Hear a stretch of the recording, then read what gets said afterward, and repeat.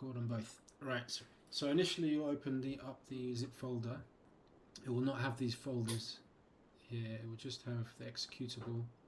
I don't think it will have this text file. It will just have the executable and this other three other text files with the three serial numbers of your three blue Paygo boxes. When you run the executable will create these other folders, and it will create this global log, which just is a record of everything that the executable has done in the past, along with dates. And that's for your own kind of auditing purposes. If you've got an accountant or somebody who's generating these tokens, which is what I'd recommend initially, then you've got a log of everything that they've done and everything that's happened. So you open up the executable, just double clicking.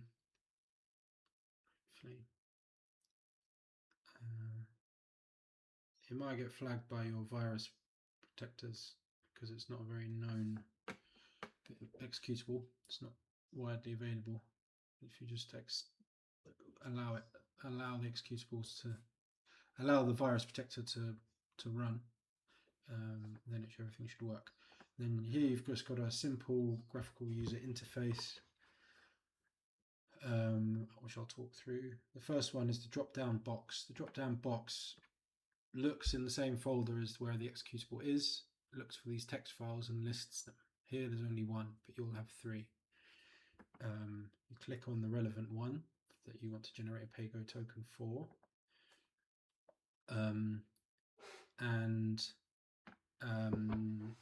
I think in that text file it will pre-select some of these boxes. So it's pre-selected Paygo Ops Solaris as the method of generating Paygo tokens, but we do have the ability to also generate them from PayG, which is from NG, and our own proprietary token generating method, but they're all essentially similar. So like we can say here, because these are all other demo tokens that I've done in the past, so I'm just going to get rid of those. So we've got a clean slate. When you open it, it will look like this. It will already be a clean slate.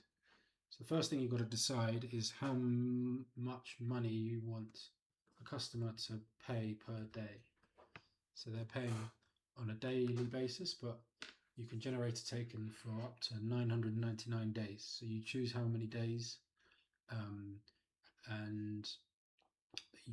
but the way it's structured is that you choose an amount of money per day. So here it's 250. You could have it as 100. If we do it as 100 to keep the maths simple.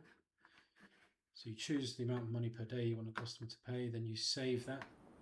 That will then save. What currency? It'll be your currency. Are we? You choose the currency, okay. But you just assume whatever. It just gives a number, and then you keep a record of the currency that relates to. And then everything else here is the secret key that's reading from that text file. That's like the password. And it's done that by, because you selected SWX1 text file, it's opened up that text file, it's read the password, and it's brought it into this graphical user interface. These boxes are slightly out of order because the next box you want to go to is the one on the bottom left, which is token money. How much money has your customer just paid you? So if they've paid you 1,000, I don't actually know the currency in Ghana, apologies, but 1,000 of your currency, then it takes that number and it divides it by the money per day, and it tells you how many days that's equivalent to. And if it was a fraction, say they give you a funny amount of money, then it'll round it down to the nearest day. And then all you do is click this button here, which generates the tokens, and it's that simple generally.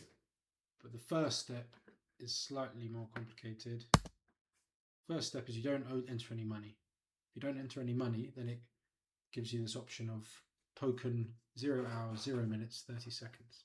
It's like a demo token.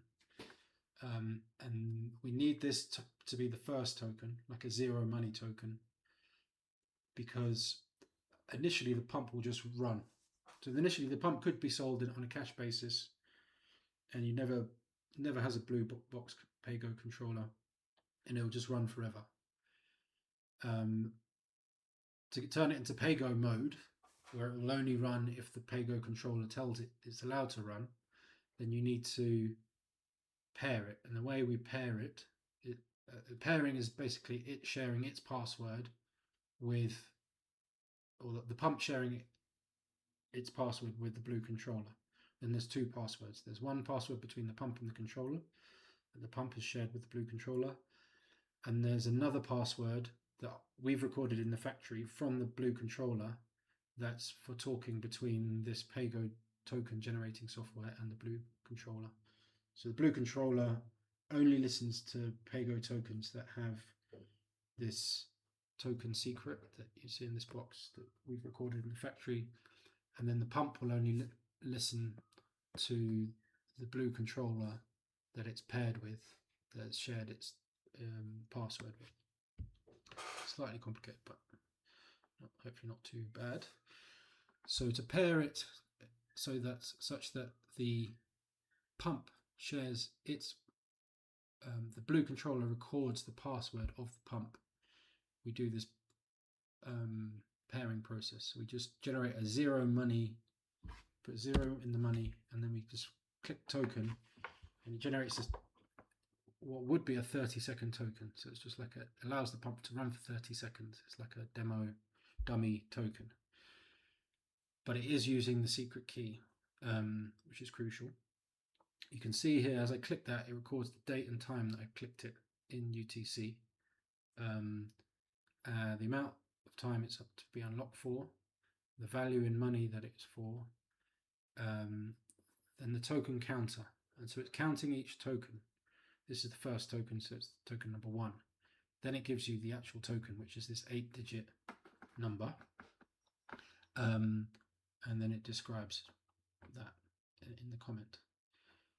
So we've generated our first pairing token, and that needs to be typed into the keypad that is on the blue controller.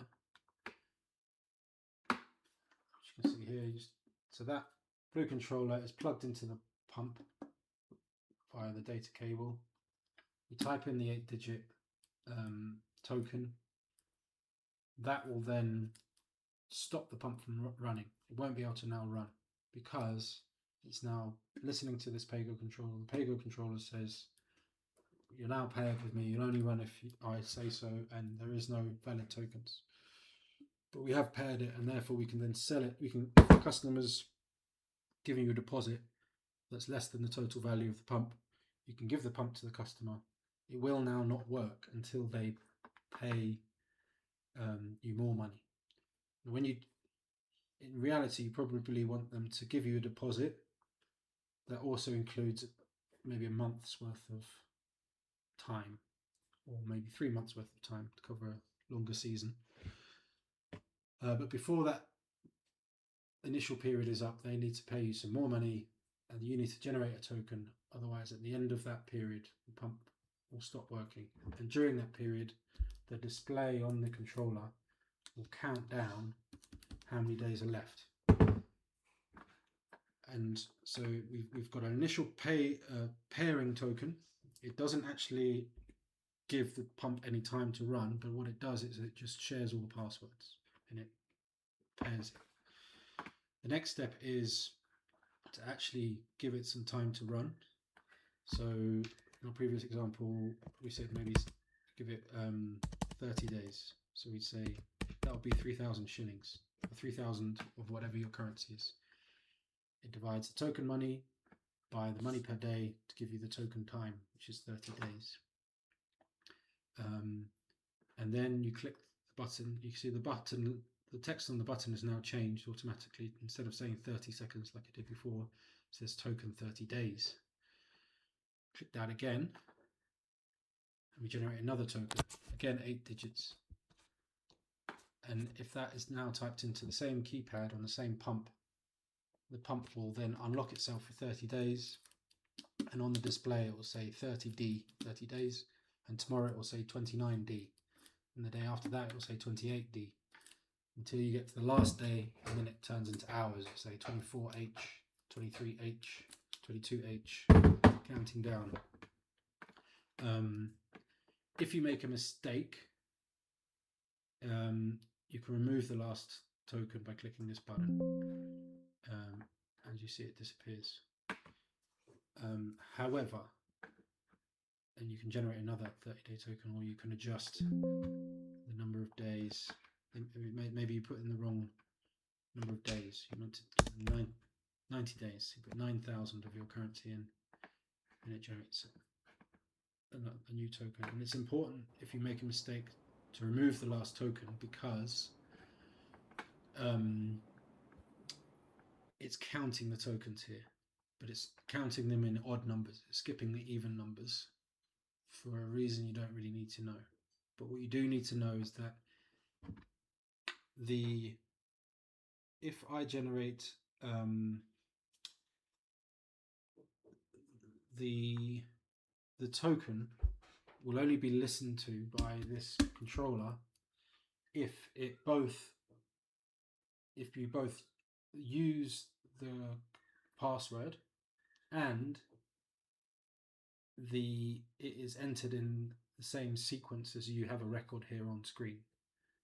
So if I generate two 90-day tokens like that, so there's 3 tokens.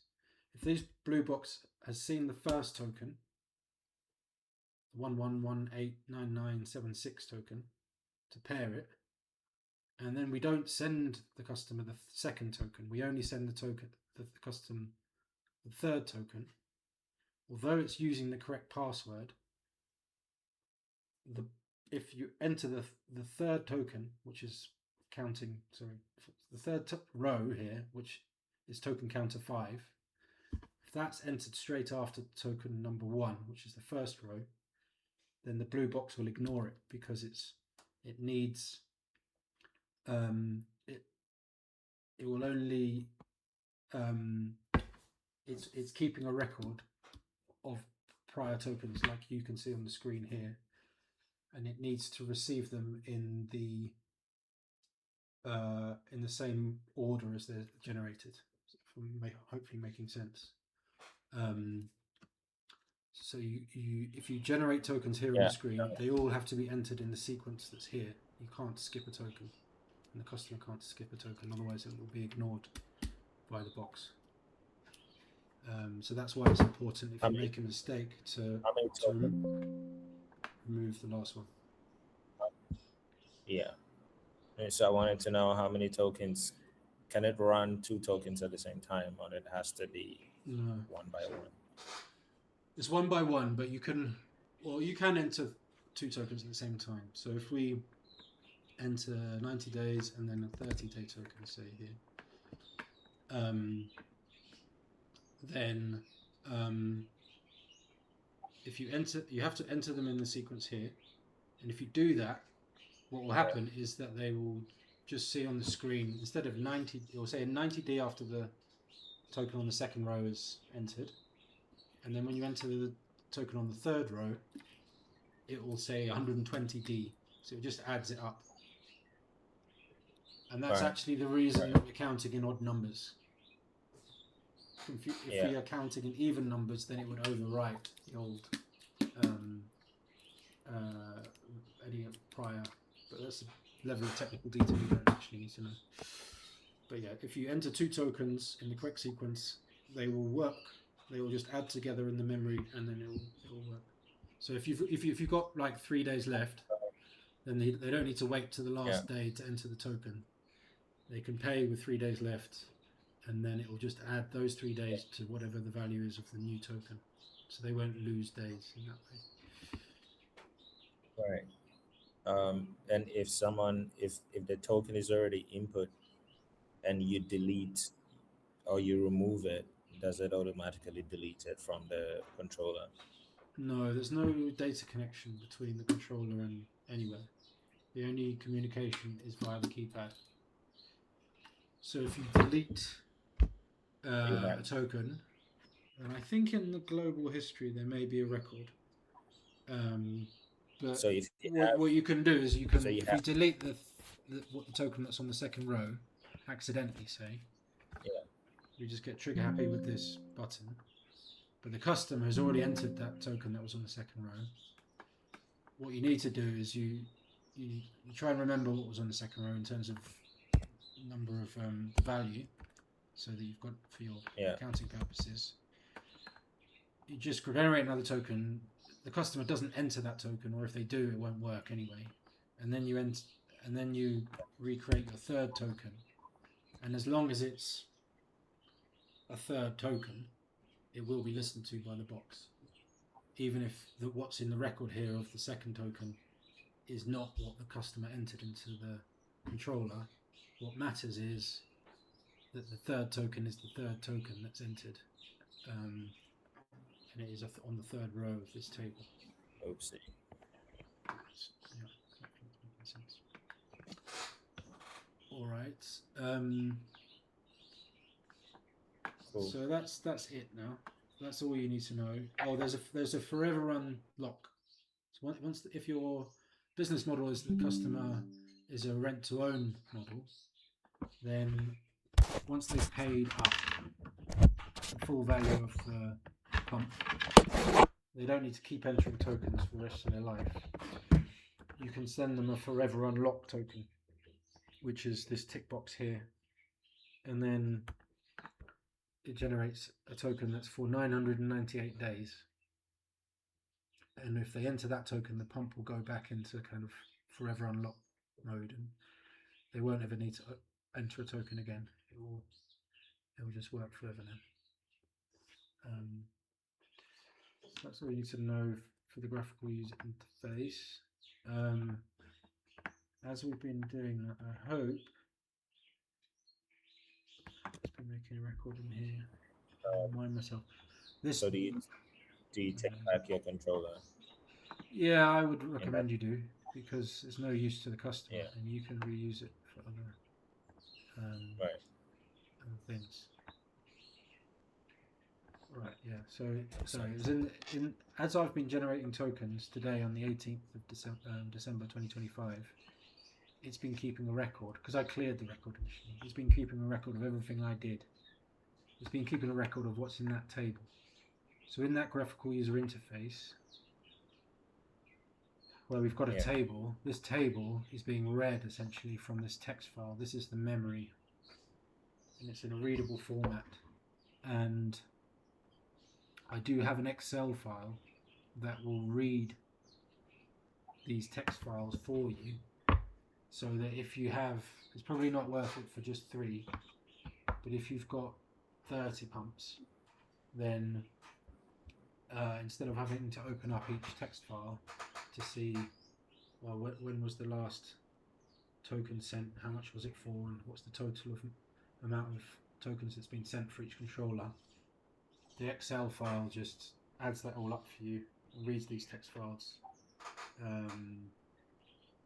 And in that Excel file, you can also keep a record of money received and make sure that the total amount of money received is equal to the total amount of tokens sent out. But that's probably not really needed if you've only got 3. You can just open up these text files and see, or even just open up the executable and then select from the drop-down menu your 3 different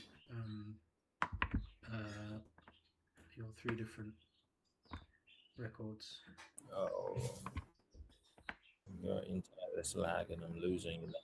All right, let me turn off my screen. Lagging. Is that my end? Apologies. I think it's mine.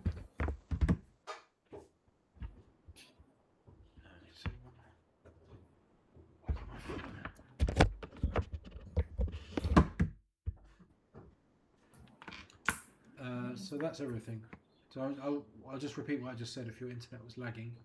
Although I do have an Excel file that will read all these text files for you and add them up for each customer and compare them, and you can have another worksheet in the same Excel for money received, then if you've only got 3, it's probably not worth it. You probably just open up this executable and then select your 3 different serial numbers, and then you'll see in this table here the records. It's probably the simplest thing.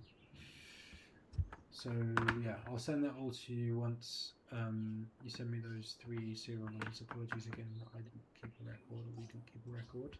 And that's it. So relatively simple. And what I use for generating the token is this phone link software. It's built into Windows, and it lets you send SMSs. So when you have the token here, you need to send that to your customer. And if you do Control C, you copy that 8 digits. Oh, he's still there. If you're not still there, I'll carry on going because I'll send you the recording. Copy those 3 digits and you paste them into phone link. And sorry, my son fishing. My son's friend is fishing this morning.